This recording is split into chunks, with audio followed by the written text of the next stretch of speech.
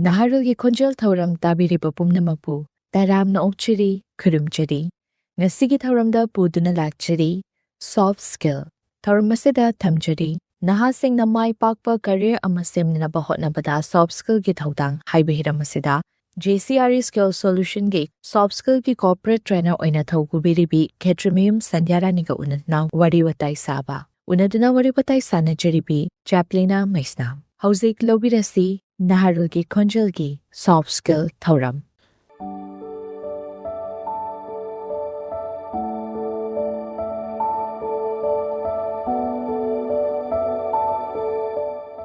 Ahanba magtada ojabu ngasi ekhoi thauram asida madi ekhoi studio asida taramna okchari Naharulgi Khonjel busu thagat phongdokchari ahapu opportunity ma pibiduna ngasi kaubirakpagi damak ahanbada ojadagi khangjani ba wahangse ekhoi soft skill haina mayamna gadi dum tamnari ba ko adu masi tamnari ba soft skills haiba si karino aduga hard skills haiba masu lei soft skills haiba amasu lei adu anisi gi khenna ba se sise karini haina gadi ojagi wakhalon na thambigani yam phajaba wafamni mayamna yamna khangning ba haidare hojik matam sida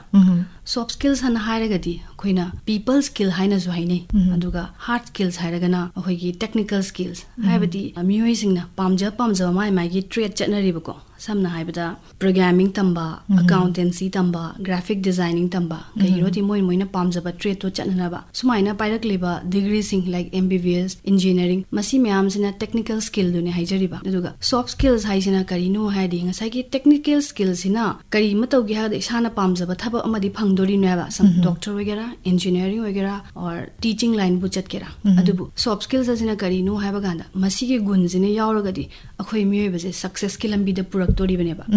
soft skills haraga karino khangnari jen haraga di khoina samna maiteron da hai se haraga di wangang sangang phajaba aduga amaga su yana na bachatpa min hairak libase munna tabiba aduga karamna mu aina mina tamak liba wahai wata je kamaina tamba adagi di ai leijari ba matam sibu yamna haina singna chatpa adagi adaptability haraga na ngasai gi ahong ba laiba mayam sibu haina singna dum loina na chatpa ngamba masi haijani hojiki juk asida Nahasingna sina Maipakpa career ama oina na hotnarakpa kanda koigi soft skill hariba skill makhalase kyamuk yamna maru oibage amadi maru oiribase masi karigini haina khanbibage osa career ama semba hobase karai di hoduno haiba ganda mana paijariba degrees mana leijariba skill set mayam se interview ma yaudoini haidare interview ma yauba ganda kari change habse miyoiba mada changadabsi mana interview je kamai to haiba ma khangdoini sisu soft skills ma khalamani ko interview da kai ngangudoino kai hangaga kari khumba kari setpa adagiti mana tayari tawdui salu yaureba ko aduna ahamba interview sibu success oira ganda di career je laktoini dana interviews de karino hiding sai ongang sangang leire magi time management matam jana chapra chatabra question ama hangak ta ju problem solving skill labor leitabra leadership quality labor leitabra stress na kamai manage tawi magi strength se kaino magi weakness se kaino habse ngasai gi soft skills duna haira jattoine ba koi me bese akhoi gi weaknesses mayamam le khara dum haiba le aidi achapbo dum chaning le ka habsu leiba weaknesses se ko adusu haiba yaba matang haiba le interview da kai haiduno adagi strength haisu I am very honest nang honest se kamai na no kainong question hangkani ba aduna aina haijariba mayam sigi amu counter question torokpa yabagi answers mayam ju ready do haibasi so masai haising ba changidana aduna masi loina yam soft skill ni aduna miyoiba mgi career growth di soft skills yam thina maru oi haijani hojiki matam hai taragadi AI haina risini ko haidi robot na miyoiba gi thabak mayam ama sinkhre AI sinasu miyoiba gi thabak mayam ama hatpi khrabgumbani hojik se ko haidi thaina gi matam da khoina letter ama ibada matam yam changnaga iramiba wakhan je tholaktaba matam ga se AI sina just nangna keyword se phajana prompt to bi gi tardi second ani gi manungda thogle any format ogera haining iba aina khanjalu da boy ju AI sin loina mak takpi re hai tare ko yuna hojiki matam se yam thina maru oi soft skills se soft skills yamna heiba mi sine hojiki thabak ta yamna thiri je employers khuding mak na su thiriba ko aduna yam thina maru oi kari gi maram gi no hardi gun khara leiriba AI na traga robot sina akhoi miyoi bediki copy to bangam da basingse adudunani soft skills yam hojiki matam sadi maru oi haidise Ojagi wakalunda ngasigi Nahasingna sina soft skill asi ningthina haidraga su punsigi lambi da Maipakani haina khanbi broza soft skills ama yaudana myoiba ama success oiroi habadi yade yade yai habadi kanagumba amana aina pamjari ba potse mahi je tamjaraga phangdoini khalaga phangba mayam am su leyeba adubu soft skills ajina kari no ai tai samna ba hoina ching ama kawa matamda khong ama khut ama punjalaga chingje ka doini hai tadi ngamgi ba su yaiba ai akhoi myoiba da khongna ma khutna ma yaudana su khogi motivational stories mayam ama taru ba kanda arunima sinha kaina leiko masu mai hotna jaman na ngammine ba adubu aduda thengnari ba difficulties hai tare chingama ka ba kanda khongna ma na khutna ma ka ba kanda ngai chatpase success ti oidoini tobutubu yang wana di yauduri dana aduna soft skills yaudana success oide habidi adi success ti oi tobutubu soft skills se yauraga di hena yamna life se enjoy tawraga aina pam report se yamna fun oiraga fulfill tawbagi wari success oibase soft skill haibasi gi manung da chaliba kharadi akhoi ozana su hek hawrpa kanda thambi kre do soft skill gi manung sida chaliba mayam sing sa sidagi khwaidagi maru oibase haidi akhoi gi naha sing sida sigi quality simakti chenda ba yade haina leibase masije karini haina thambi gani oja yam tina maru oiba soft skills haragadi communication sini ko communication sima yaudagadi karimta success oiningai leitre so communication haraga yam major oina khanagadabse karino haiba kandadi aina ningjari ba potse mingonda haidoppa ngamba mathangdana mu mina nganglakliba sia munna tabiba adagide mu mina tamlakliba wase aina tamdori mi sigi matungina ngosaigi wase paraphrase tokthokpa hinei ko haidi kanagumba amna hairakpado sumai hairamine sumai haibani mana sumdobani kaina tambase masi sinebko si yam haiba mi sine hoina superpower leiraba communication yam lingaba effective communicator ni kaina haina duise ko aduduna communication si yam na haita agadi mi magi relationship se yam strong hoina semani duga khana jaina ba yaropa matam da su yam phajana settle do bangamani haiba aduna communication jina mayam marak si khwaidi important oi haijani thabak piga doriba employer sing sinasu candidate sing aduda soft skills se yaubra yaudabra haina yenge haina su ngasai ozana mamang da thambi ki maduda mu lakcharaga khoi thabak piga doriba employer amana thabak loba matamda thabak adubu thaba la iba candidate sing da makoi da karamba maru oiba quality yawe haina gadi yenge habi matang da su oza ki wakhalon kitang thambiyo yani haijage hojiki matamda interview matamda employer amana ngasai candidate amada magi technical skills se khatang natabida varieties of soft skills se yenge Maming Karaina Panjarabada communication skills, adaptability and flexibility, critical thinking and problem solving, emotional intelligence, time management and self motivation, leadership potential, collaboration and teamwork, and resilience and stress management high river skills in siyenge aduna interview gi matamda kamaina check tawge haraganda di communication skills haragana mahana ngasai gi ngangthorak liba tone ko adagi di magi accent adagi di english se phajana hairabra grammar properly use tawbra tawdabra ko aduda natabida amukshu ngasai interviewers na wangang pakanda su magi listening skills amasu yenge ko sida natabida mana ngasai gi hek jangakpada akhoi grooming ji ma yenge di mahang na set chari basi professional attire oibra formal attire oibra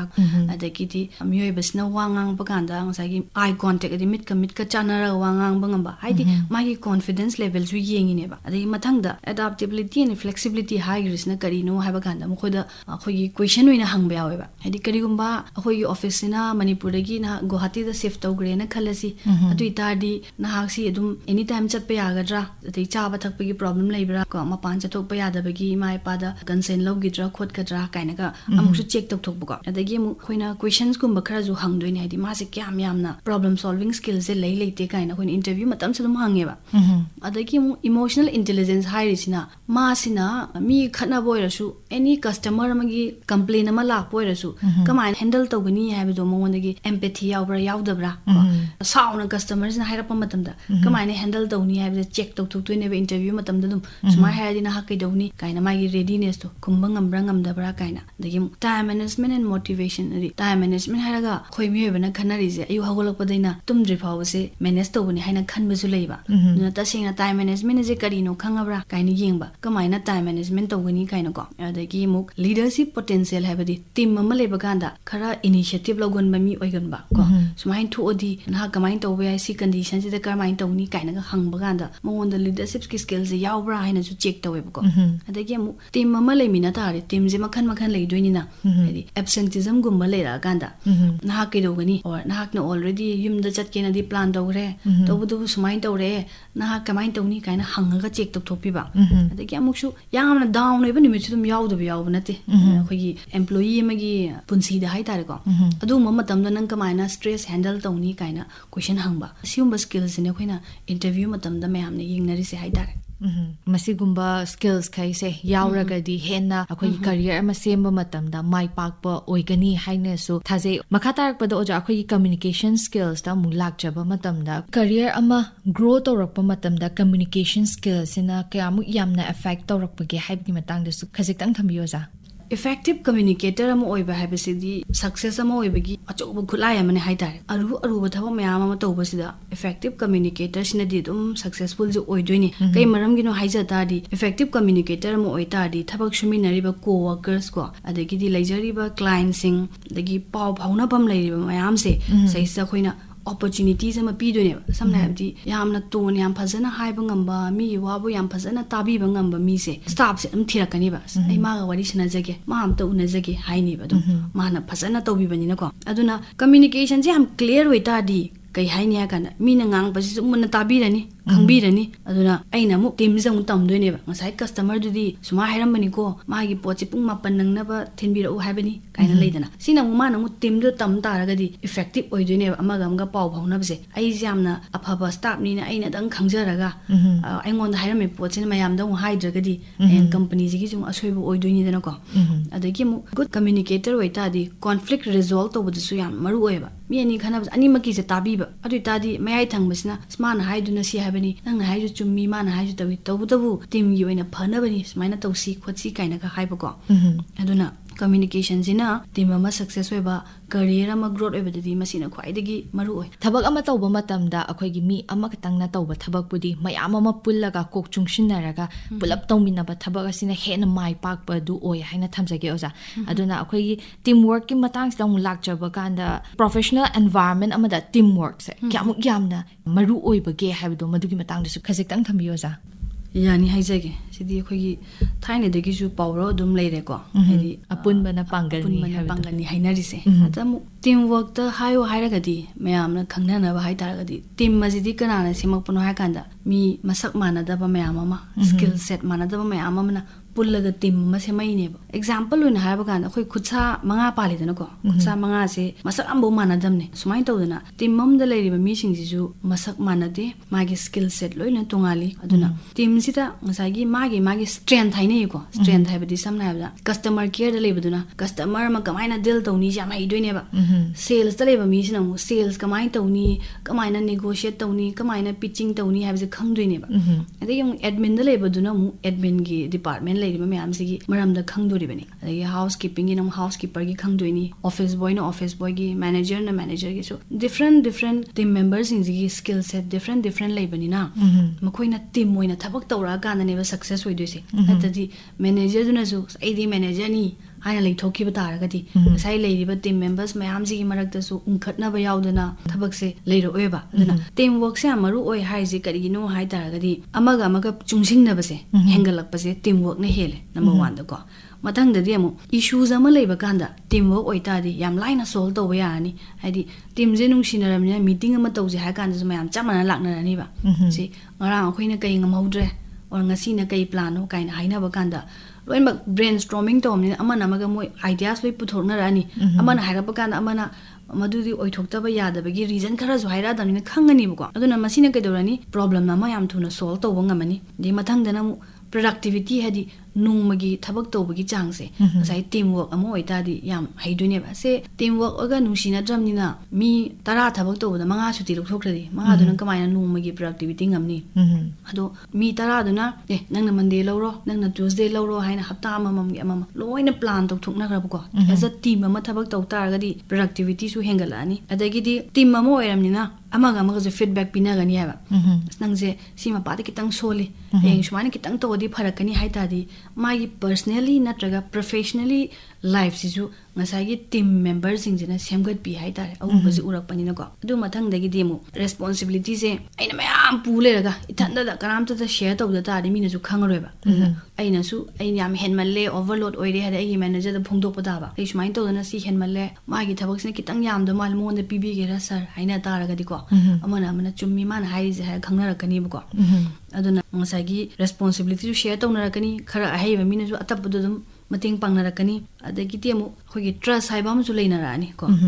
adagi workplace da khogi relationship sembase si ju dum le rakani teamwork sina handa hafta si kai toba kaina team ma hai di lak toine ba e handak ti sales si tosi or customer si target tosi kaina lak tori ne ba aduna goals common goal ama le loi achieve tok toini ko dagi mathang dagi ti amu hai ta di manipur da su tambang ngam da ba thodo mayam ama thoi ko si ma tawram ne si tosi hai ba kanda changes su adapt to ngam kani ba yana ram ne teamwork oi ta di masi hai jani akhoi gi success oina ba innovations and creativity ideas mayam puthoke hai di teamwork se yamaru oi aduga khoi thabak ama tawbu matamda mai pakna tawge hairagadi khoi gi time management je ngasai ojana su mamang da time management gi maru oi ba khara budi panbi kre ko adu time management na kyamu yamna influence tawbi ge habdo madugi matang da khatambiyo yam phajaba question ni ko ene hojiki matam da yam haijaning bhai ta time management gi matang se ai isa su adum faculty member oiba khara mafam le ko guest oina chatpa ganda time management je hangba ganda mi ayamana hairei se ayu hogapa daina tumje phawgi matam sibu matam naina chappa du ne na hayaba do ai na haijo haragadi masi de hoki daily routine ga wai ta hogalaga tawdaba yadaba thaba ajidi no time management haragadi akoina growth oigi hai ta de ai isa mak se short term natraga long term goal ama tham mathau ta heba tha hum jida keji tara handa ge dang haiba keji tara handa ge hai jidi just a wish ne mase hoina smart goal ko deba aduna time management hai ta di nangi goal khudi mak se smart ta define to bi hai smart hai di specific measurable attainable relevant and time bound hai jaba ko masin hai di keino agan goal ama to ge na ngamgadaba mi na su ngamna ba sumba matam amdi pigdaba he hojiki ai kg tara hanthai hange haise ai by like 31st August 10 kg je hanthange na hai taragadi ai je ngasi haba numi se plan tawdro bane ba machine time management hai tadi aina nunti gi tawjari ba daily routine se atopa ahen ba ma pukhatlaga ai bu chakhat chana bo honarak toise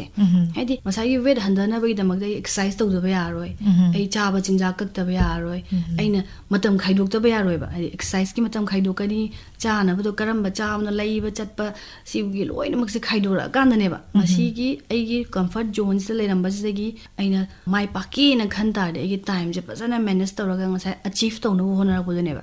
haidi mi gudi mak se mai magi aning ba apa ma loi lengani ba dream loi lengani Vegas ta koi chatweni or jahi mangai matung de yum sa doini tawbudabu dream da deina nang out of 10 pijo de 10 pijarani ba tawbudabu nang ngasai action plan di pirabra hai da di mle ram hoeba so action plan hai je time management de kemna te goal ama hana thambiro goal du gi matungina khoina action plan to doini jahi manga gi goal oi taragadi jahi ahum gi or jahi amagi plan everything je leibam to eko adu da natana 90 day goal na khoi jahi ama je tha trying thoina sai de na ko bidadi tha ahum gi oiba plan je tawraga jahi ma da tawgada pot se na tha ahum da tawdi jahi do phara kanda kita da wer achieve tawrangani ba plan sung taw da ta di hangui doi ba ko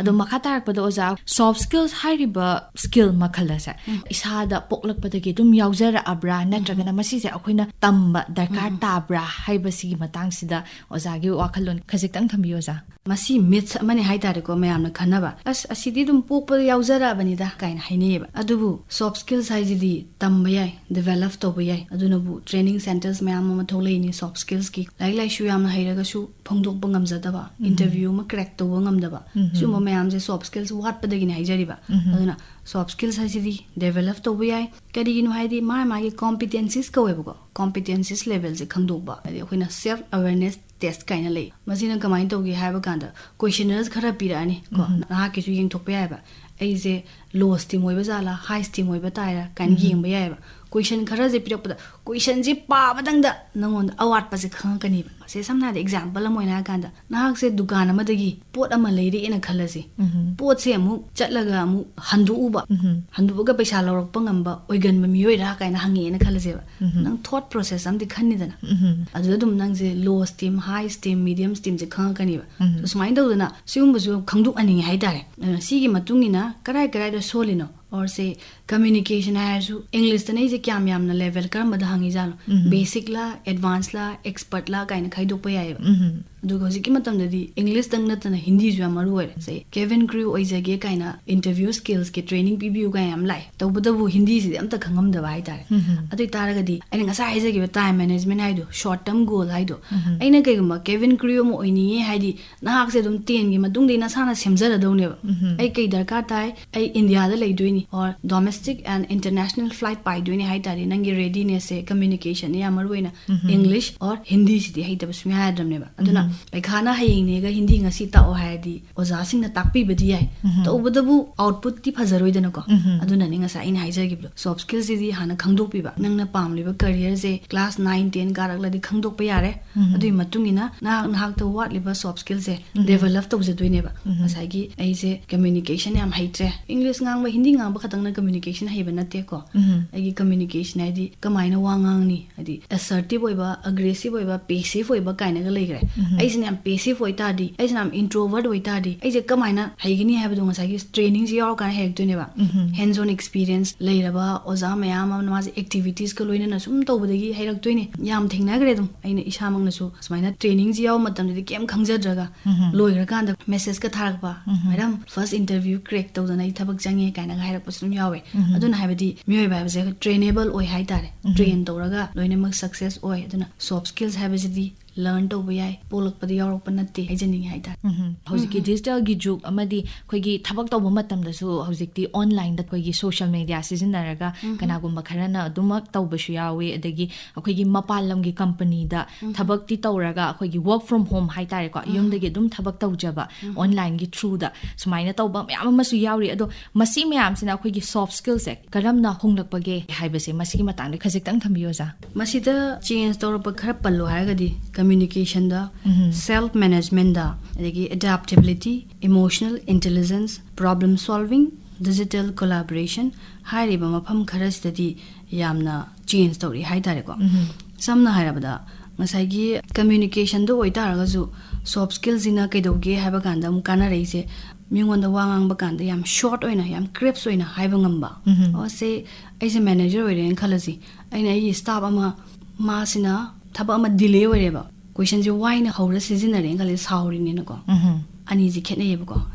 why you were late haiba maga may I know the reason being late asi tun bhaja bai je sine soft skills hai je aduna digital world da su aina yam approach to bje communication da su e ba na traga hai ba da su ai gi tone je yam leire yam ten tak na yam sang da bida na tra kamaina video ama call to ba na kamai perceive to ni khoni ha ba se si ma leire adagi di ngasai gi call ama to dro bani na yam discipline ama darka tare mayam mark se gi khwai de gi matam chana lakpa yam discipline lever rules and regulation follow to ba khotpa masi shu adum soft skills makhala mani hai tare adagi emotional intelligence hairagadi mi amagi mood khangbi ba ngamba si ngammi ne ba wari chana ba kan ko aduga khana chaina ba sum handle to ba ngamba adagi remote oramnina countries mayam ama connect to to ni ko amaga trust sem ba ngamba mi time zone mi culture i matungina wari chana ba matam adi ko gi email ibadasu kamaina Indian client na kamai ini US client na kamai ini have approach mayam am le hari cultural gi ju khangba ko sumba mayam sina yamna kanari hai tare soft skills na problem solving sigi mathang da ko adaptability na masu leidana ko asi sinam kamai to gi ha ganda ngasai gi akhoi sina remote le draw bani na tools mayam ju change da ro pe yawa hana na season ram da ba sales ha ju Salesforce kaina ga le ko customer gi CRM kaina ga le na sigumba change lakpa singja adapt to bangamaga season na bangam sisu soft skills ki makhala mane hai dai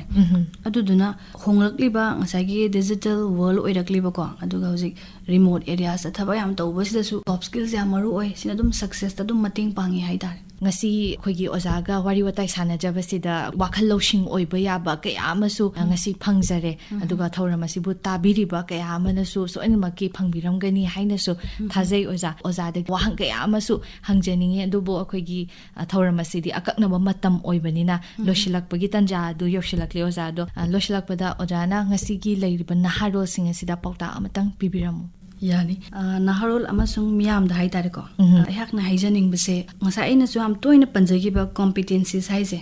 masi develop to bagi matam oire haitare aduna isa jina masi khangdoke haitari akhoi akoi bada leiriba ai imanabi ni khangde ai relatives ni khangde se ju hang badum yae ba hang kan ni feedback ana tholok tuise khoi di angang oingi de su ima pabungna chak thongu haiba kan da thong kan da nang injang ji hauti he mahi langi he ga hara baganda saina thongbi do yam pharabani yam hautte de matang da hara kanu kaina sumaina khumnei de no sigi mahutta aina oina khantharaga kamaina haidi ai ngasi injang hautte je mahi langi se hauhan ge haidi kamain to bana am toina thongi ima du hangba su ya ba adu kanda semdorak tuine ba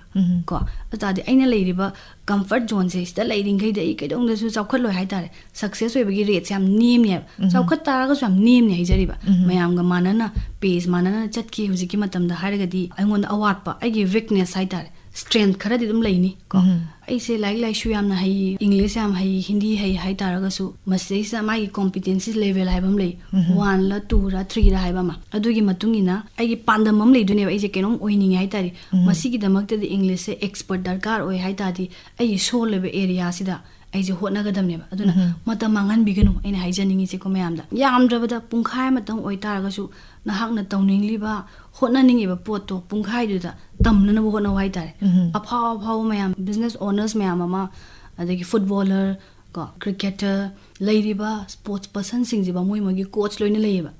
aphaw mi singjiba coach leiraga di akhoi kaishum na taba akhoi kai gi coach leitrino question hangba yabani natra ayak aphaw moi gi haitadi ai learn to do sungya yade ununa ngasa ina haijagi bido dream mama leigadabani dream mama leitaba yade dream dugi matungina smart goal thambigadamni smart goal thame haragani plan to biro plan to ro matungda action to biro action to ba matamda ai je haitre na khangadi learn to doine ba learn to bole pasungya yade ba english haitre pungkhai matang khaidok piraga youtube to ro jangga yengba yai english for beginners have ju like even angang sing de joira phone loi paine ba phone pai ba ju parents sing jina haiba yong asidi educational videos yeng sidana quiz yeng sidana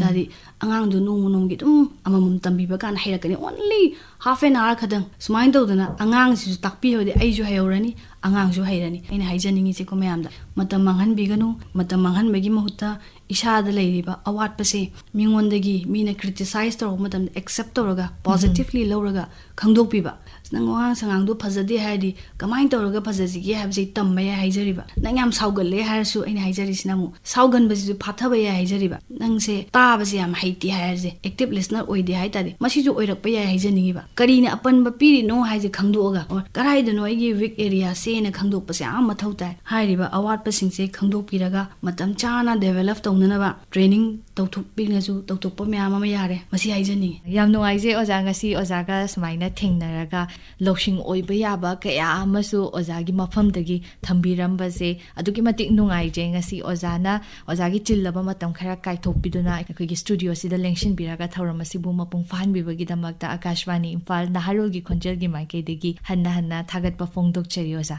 sombuji ehakna thagat pa phongdok cheri